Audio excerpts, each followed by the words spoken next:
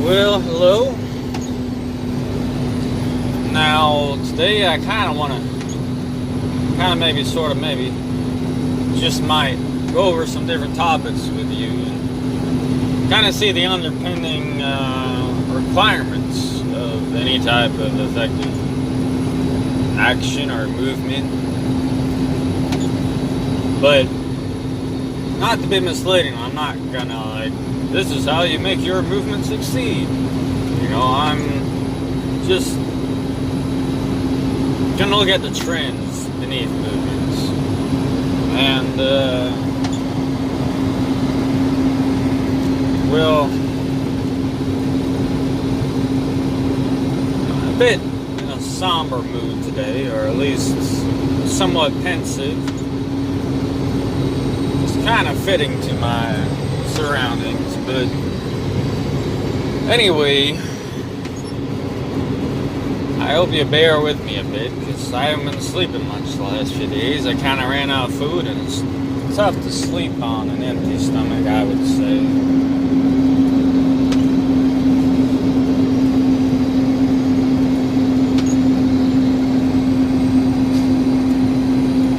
Sometimes the way I respond to stress is to become more active. My mood gets to my mind and my mood, they kind of go hyperactive, and even when I have food like I do now, I'm still kind of coming down from that, let's just do things and work and get on with it, because for whatever reason that's just the way I respond.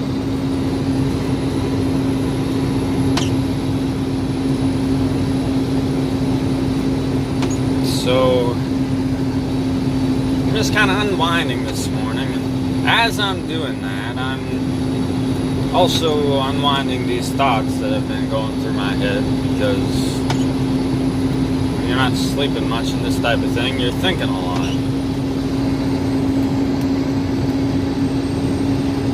Now,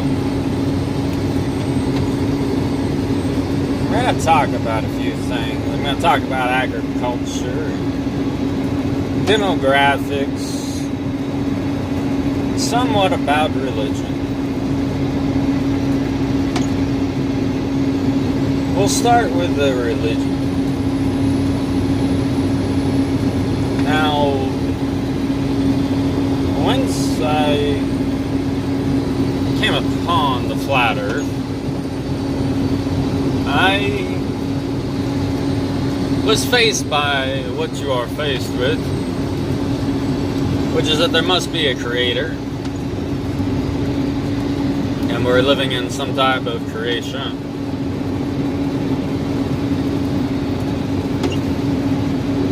Now, it seems like one of the answers offered for people who have come to this juncture with flat earth is a return to Christianity in some form or another. It might be the Nazarenes, it might be the Gnostic, it could very well be something less defined, like just the modern view I see popping up, which is that you're still about Jesus and God, but you're not about the churches and the 501c tax-free corporations of the diocese and all this bogus. You're critical of the Pope, and you may have a certain interpretation of Scripture which is different than the brand you find in the churches. Well,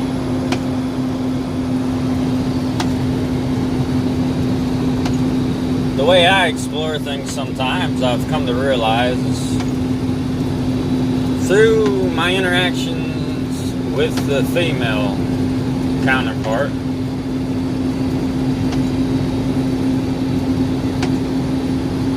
And it seems like it just helps me develop and grow. And everyone's different, but this is one active factor in my life. So I've kind of explored these different religions without even realizing it by dating and talking to different girls who have this type of view of the world, whatever it is. And I've come across sort of the alternative Christian, if you will. Things just didn't quite sit right on that level. And afterwards, it's brought it to my attention, so I started to study the whole idea more, and kind of where it came from and what it entails. And my views have shifted quite dramatically. I was into Yahweh at one point, and that was a scary time of my life.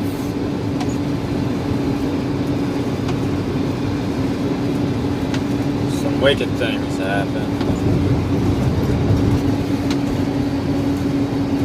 I was delving into the Old Testament, or what have you. What I've come to think is that the whole Bible, the Christian Bible, was written by Jewish people way back in the day. I don't think it served Christians any good. I think it's the type of religion you give to your enemies so that they become weak. And in their weakness, more submissive. Turn the other cheek. What type of statement is that? I don't quite understand how that could be a good strategy in most any situation. It only works if your adversary is like you, who has empathy and is affected by things like guilt and, I want to say, a moral conscience. If you understand by moral, I mean the values upheld in most Western people more frequently than other types of people.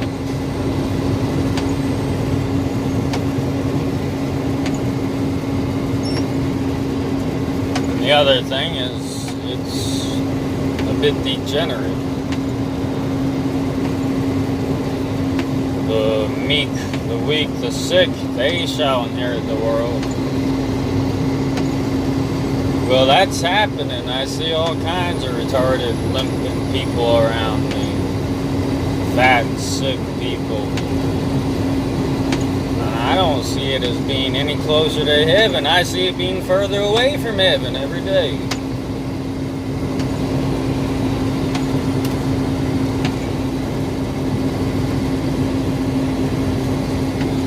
Why do we need so many special ed teachers and all this? Yeah, chemicals and high carb diets will do it.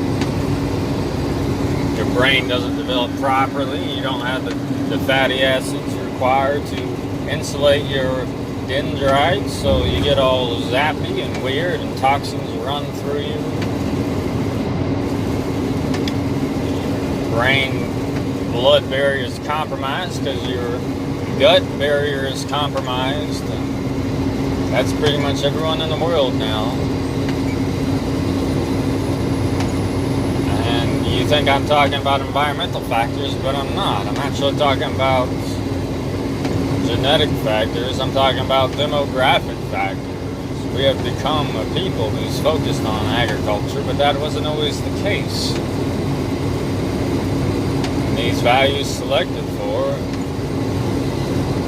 are not simply the result of the environment and my thinking. We'll get to that a little bit more later. So anyway, that's kind of where I love Christianity.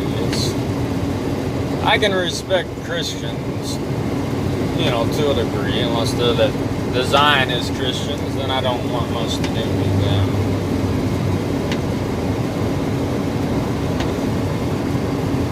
But Christians, I don't respect all the time, especially if they're so anti-pagan, because that's also part of it, like being an alternative Christian, you may be against the holidays and all these things because they're pagan and paganism is evil, and you may be turned on to things, maybe about the flat earth or, the JQ or whatever it is, and tuned in to some things, but then you're catching the bait about, how they're trying to put paganism to the front, but that's not the case either. These people hate all types of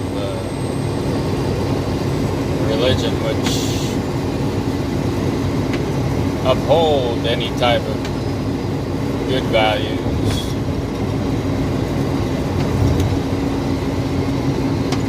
And I'm not going to be here telling you this is that and that's that. This is what's what, because you could say I just made a contradictory statement. I said Christianity was dysgenic, but now I just said it can be eugenic. Yes, there's different forces going on.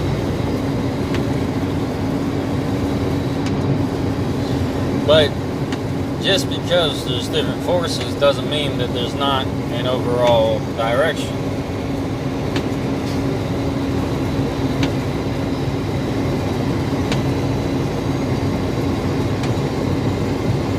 Unless you're talking about very specific states of matter arranged as, just so, maybe a superconductor or things like this, you don't really have much action without loss.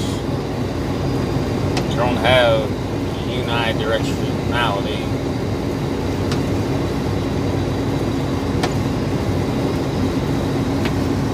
Because on one hand you could say Christianity used to be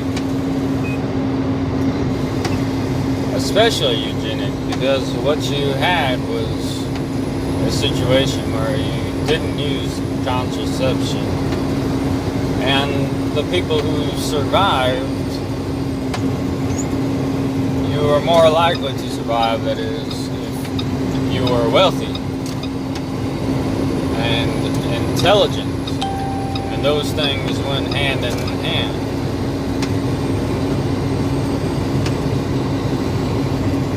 Like they do to some degree today. But that's not really a statement about Christianity. That's applying Christianity to a broader condition of life, which is eugenic. That is, if you don't have a nanny state taking care of all the dumb mothers who decide to get knocked up, what would happen? The kids would probably die or starve or be left out for the wolves. And if mothers knew this, the more intelligent ones, the ones with more restraint and more ability to plan ahead, wouldn't have a child out of wedlock. So these values aren't necessarily about any type of absolute morals. They're more about simply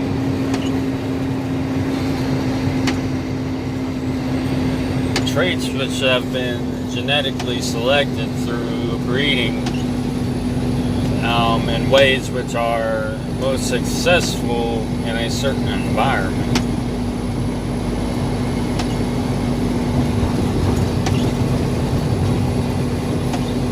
Now,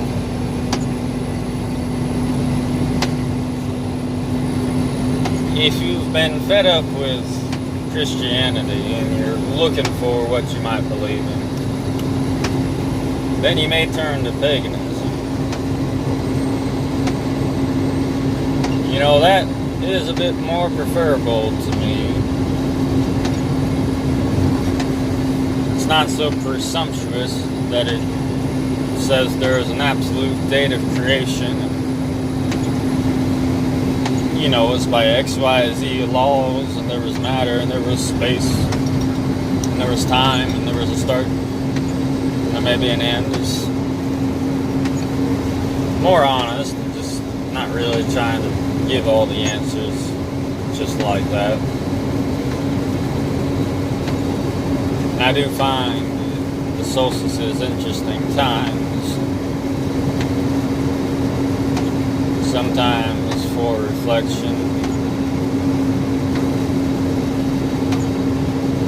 especially in the winter solstice.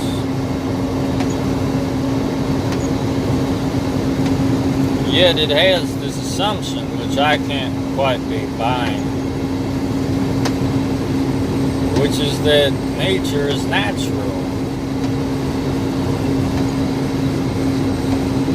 How can nature not be natural? What are you talking about? You're playing with words, sir? Well, no. I quite mean it. When I look at myself, I regard it as a piece of biological technology. When I look at my thoughts, I think the way I think them, and the reason I think them, has to do with my ancestors, more than it has to do with my free choices and the things I've decided to look into with my time and with my mind.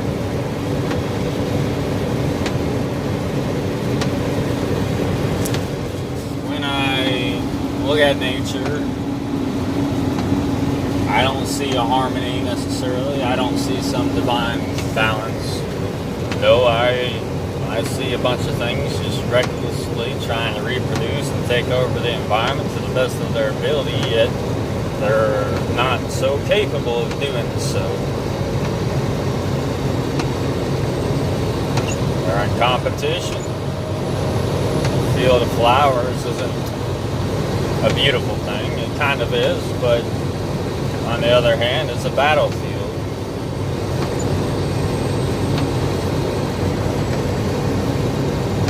If you don't manage the forest, in certain areas you get trees which will take over the whole forest. They're not caring about harmony or anything divine. So I don't see nature as a prime example. It may be illustrative and you can extract certain principles from it, but there's nothing in it which says absolutely that this wasn't created, this wasn't a piece of technology, these organisms aren't programmed like you'd program a computer.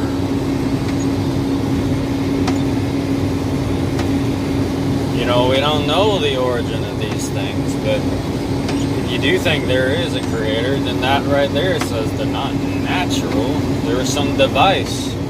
They're the result of somebody tinkering around and plopping some things down in the soil.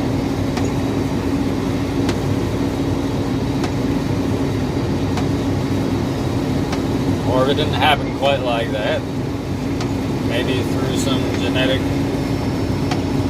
development or whatever.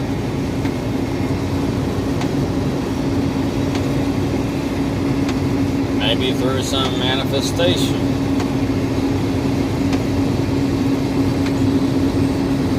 Point being, I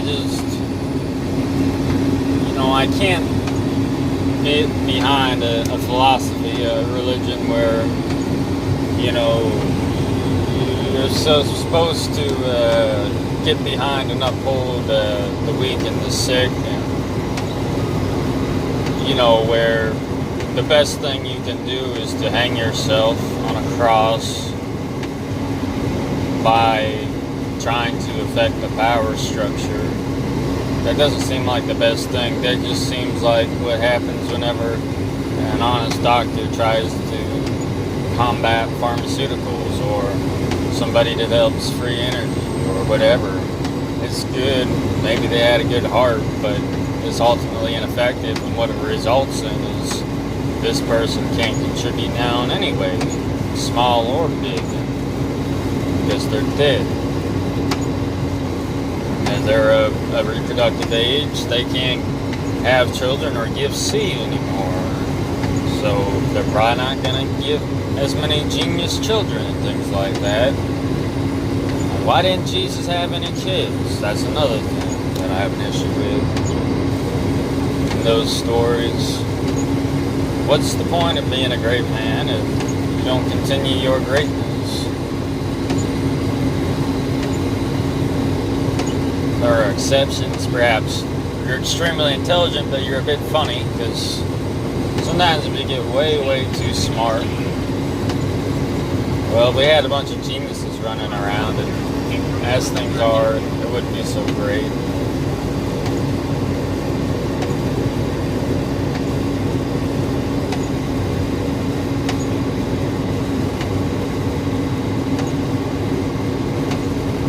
Well, that's pretty much my beef with veganism, is that and attempting to be extremely natural, it kind of does itself in, because you have to ask yourself what is natural and what is ultimate. You know, so I really see you're looking at two different programs. You're looking at the program of modern thought and what we can create in the environments, and you're looking at the program of nature. And I think it's true that if you try to align your creations with nature, they're going to be more successful.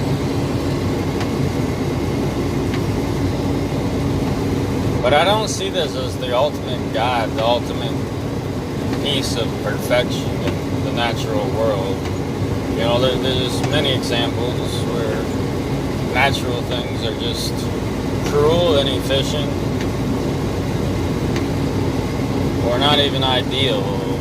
Like, you could have forests on a land that would really be better off being plains, but because all the bison got killed off, it becomes a forest. And then you start to say, oh, that forest is a natural thing. Well, not necessarily. So I hope you kind of see what I'm saying with all that. And the worst thing about it is a lot of pagans don't like Christians, and a lot of Christians don't like pagans. But there's a lot of people who don't like either of us. And I'm more worried about them than I am about a Christian or a pagan. Well, anyway, let's get into the other topics. This is looking like it's being a bit longer, but I hope you bear with me. Now we're looking at agriculture and demographics, population boom. There were smart people who knew what would happen once you start mechanizing the process of growing vegetables, grains. There's an Englishman who devoted the later part of his life to tooting the horn about this. And the basic premise of this whole argument was that you're going to have a population boom when you have all these grains and whatever. But a grain-based diet, a plant-based diet, is not going to have as much nutrition as people who don't eat as much of these ingredients, because they're on the land and they're with their animals, and the yields aren't as high, and it takes more effort.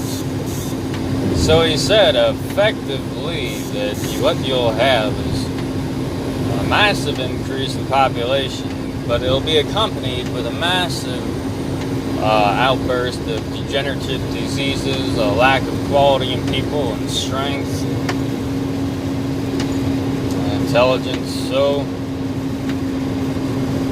he was mostly right about that. People have known about these things, it's just sense is ignored.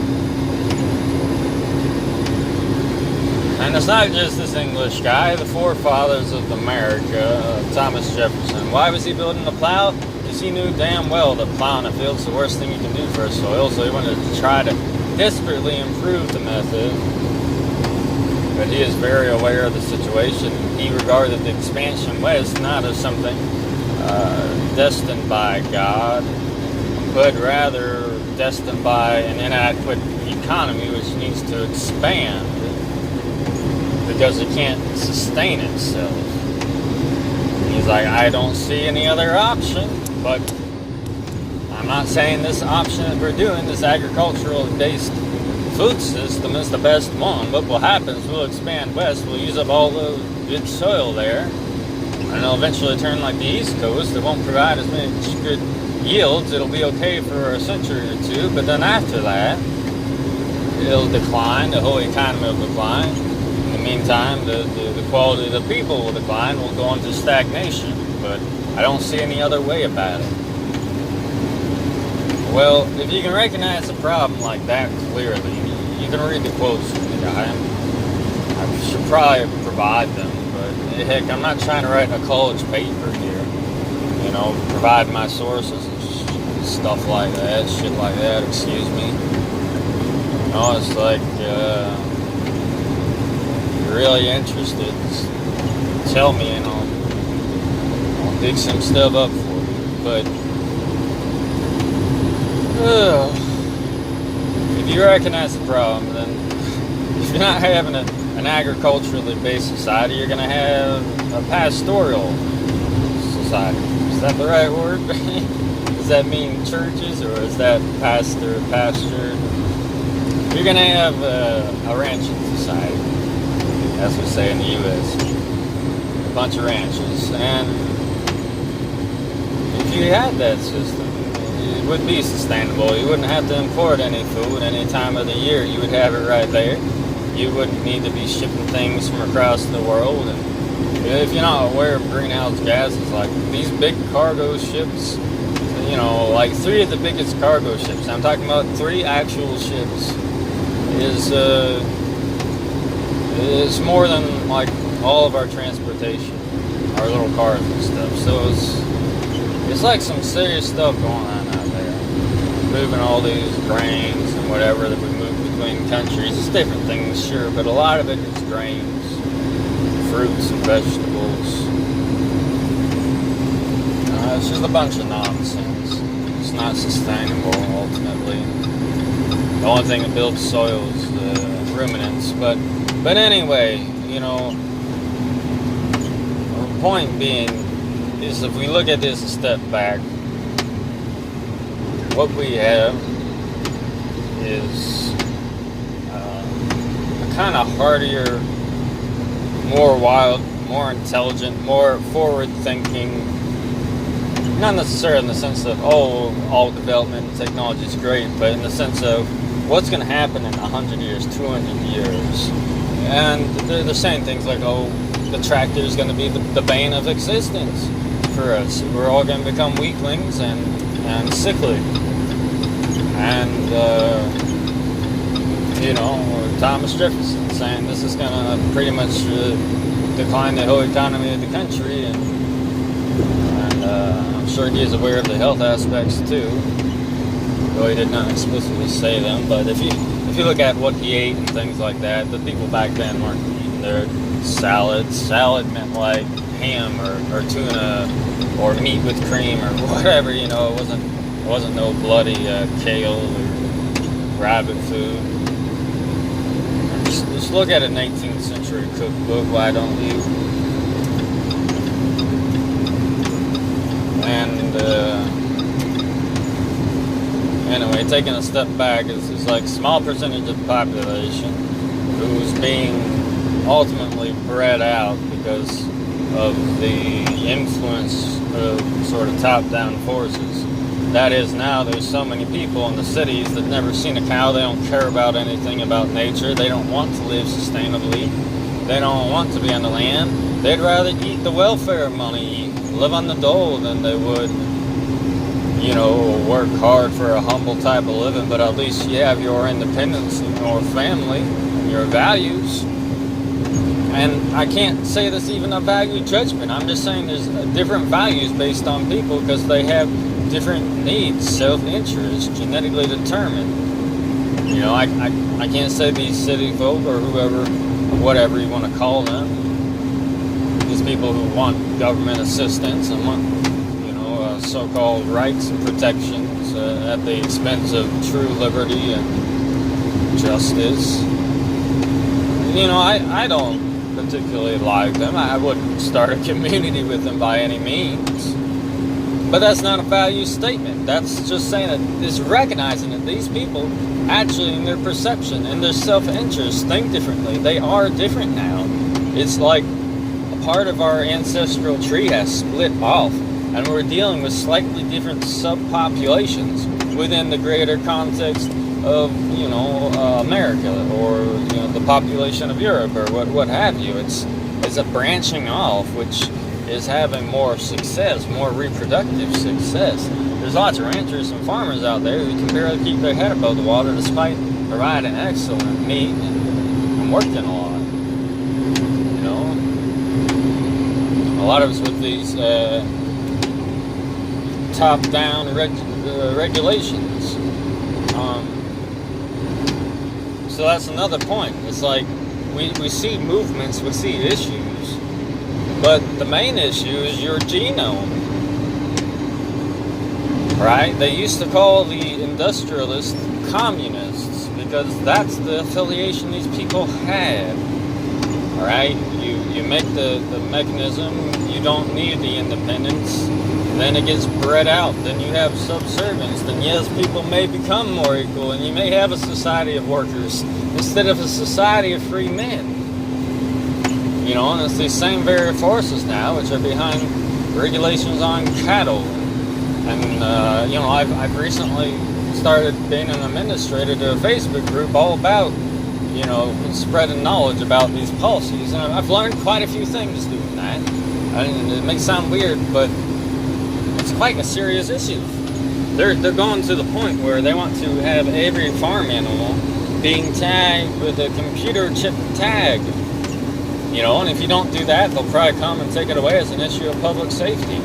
That is, you're not even going to be allowed to have animals without a social security card for them, so to say.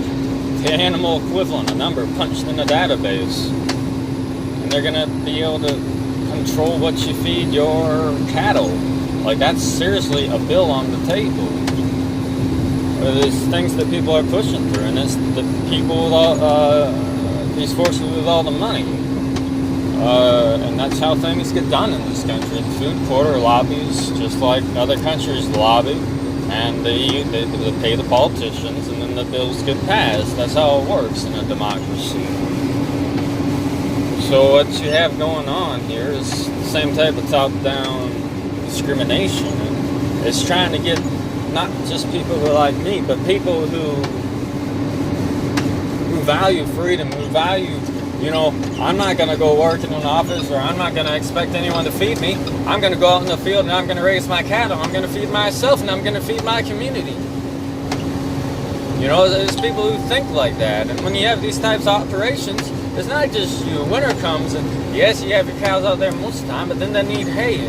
Where are you going to get your hay from? And these people want to be able to determine determine what type of feed you're going to feed your animals. To that extent of control, where you're no longer an independent person working in your self-interest or the interest of your customers or your cows, for that matter. If they want alfalfa and clover, if that's what they prefer, maybe there's a specific type of breed or something, or you just have some intuition, they need something else, well, what are you going to be able to do about it? Nothing. So again, you have to look at these things as moving people into the city and having populations which then replace the more wild, independent genes of the Europeans, the indigenous. So it's not even being replaced by different people from different countries, which is happening at an alarming rate. It's being replaced by a subdivision of yourself, which is weaker, a split from your own genome, which prefers being helped out by the government to roughen it and come up with systems which eventually are much better. So I hope you see what I'm saying. It's like, in this group then, it's like I said, it's a bit of a somber, pensive standpoint, because you come to the thinking, it's like, it's not so much about the issue, the same thing with flat earth. It's like, who cares about flat earth? Who is your objective thinker? Because what happens in all these groups is people try to spread information and logic and think that that's what matters. But it's not. What matters is people who care about logic. And what's happening is there's less and less of them. So you can't expect flat earth to go anywhere. You can't expect the world not to become more and more vegan and less animal based. You can't expect yourself to have more, I want to say civil liberties, but what that used to mean, not what it means today, where you have the right to have sex with your dog in Canada, but if someone's raping your wife, you can't shoot them in the back of the head. You know, that's what civil liberty is nowadays. You know, I'm not talking about that. I'm talking about making choices, cooperating with your neighbors, and making the best life you can from your own hard work.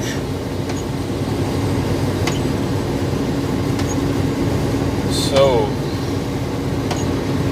it comes down to realizing the type of people who care about these things, and it's a subdivision of the European population, and it's becoming less and less. So you really have to, if you're in these movements, this is what I'm facing, really, and what I've come to process, and I think it's what's at the base of, I won't say everything, but I don't think you can exclude yourself from asking yourself these hard questions sometimes. And that is simply that if this is going to be effective, I have to face the facts that it's probably futile. You know, just looking at the big picture, looking at the money on the other side of it, you know, and you think that things like flat earth and agriculture and Monsanto and Israel lobbies and the US, APAC, and all these things are different.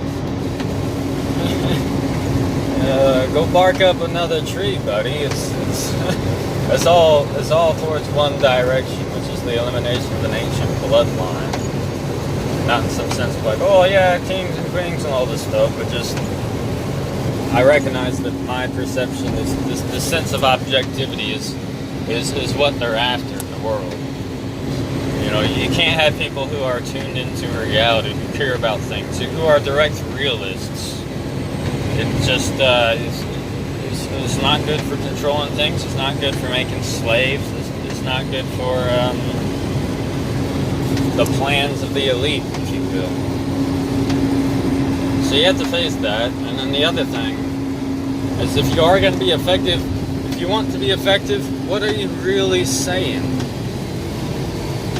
You know, are you, because if you face the facts, the people think what they think because they're programmed that way, and even though we're not programmed by the television and the media as much as other people are, we're still programmed. We're programmed to the tune of what we call objective reality, to critical thinking, which isn't a universal trait. That's a unique thing that not everyone has in the world. You know, it's just we like to project these values onto other people, but it's just not the case, and we have to recognize that. So, you know, getting to be, you know, just being explicit and not beating around the bush anymore. The only thing that would make any of these movements successful is if 90% of the population in Western countries died off, and then it wasn't replaced by a bunch of other people. Because you're not going to convince people who don't have a self-interest in learning about something, whether it's nutrition or the shape of the earth or the effects of international politics and industrialism. If that's not in their interest, then I can't say that that's a good mentality to have, because, you know, it's like a chicken. A chicken may be a freak of nature, but now the chicken is a chicken, and the chicken in wild would die. The chicken has traded, you know, a life where it's free, so to speak, for a life where it's safe, it's taken care of, it gets medical treatment, and it dies and gets eaten. It's killed and eaten at the end of its life. It's a trade-off. But now that's the self-interest of the chicken. And if you notice, like, there's not wild chickens running around, okay? They've been, you know, outbred. They've been outdone. And that's what people who think alternatively are facing, is being outbred. And how do you correct that problem? Because in biology, there's no good way. You have to separate the species, the divisions, and then you have to keep them separate. But, you know, there's never going to be borders to a degree, and you wouldn't even have to have just borders. You'd have to have borders within your own country, so to speak. You'd have to have forces which encourage people to go into the country again, because that's when these values start to develop and be selected for. You're in the country for a few generations. The smarter people are going to start picking the people who have values and genetics which are more fit for that environment. Like, you have to see that we ourselves are not natural, which is again another issue I have with the pagan idea of things being natural, is it assumes that you're natural, but I'm not natural. I'm the result of being self-farmed, and if you're not farming yourself, you're being farmed by somebody.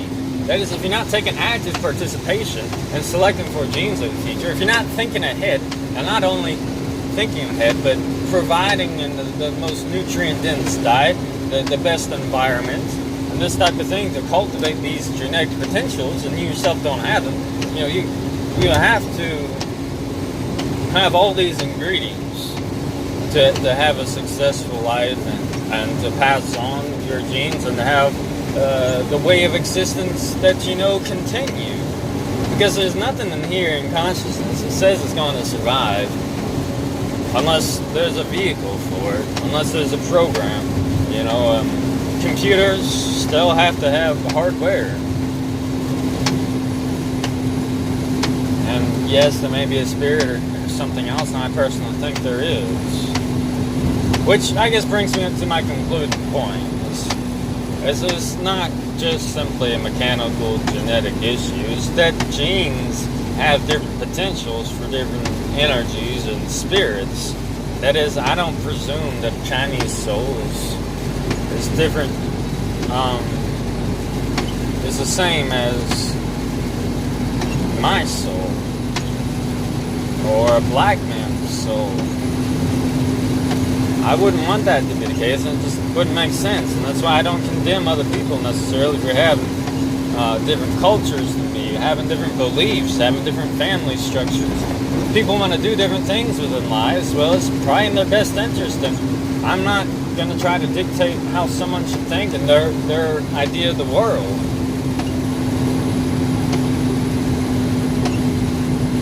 However, when you're objective,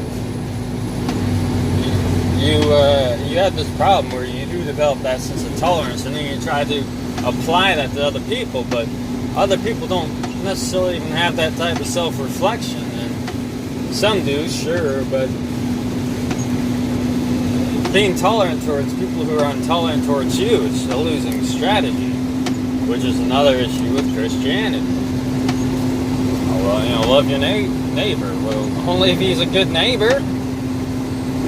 If he wants to come into my house and have sex with my daughter and not take care of anything and not have my permission and wreck the place, then no, I'm not going to love him.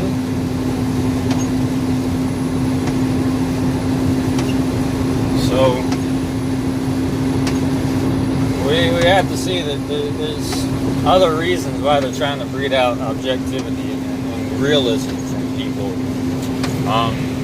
And it also does come to the spiritual, because if you can be objective about both the natural world and man's creations and preoccupation with a modern society, if you will, the environments that he's made and the environment in which we happen to find ourselves in, you can piece together that these things aren't necessarily the ultimates. Man's perspective of the world and the society he builds and the way he breeds himself and the natural world and how that affects man and the way it operates, these things aren't ultimate.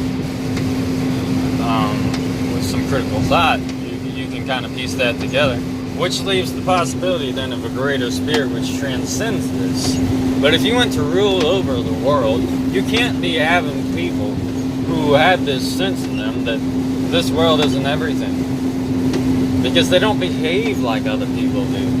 They don't just care about the job and the money, the buying things, you know, the pleasures. You know, these people may be willing to suffer for their independence and passing on their genes. They may be willing to take more sacrifice. They may have a different type of integrity about their life, where they don't expect freedom to be handed to them. They expect them to work for. In fact, they don't want handouts. I mean, that's what I'm talking about. That type of pioneering the spirit, the type of building the spirit, which resides in us.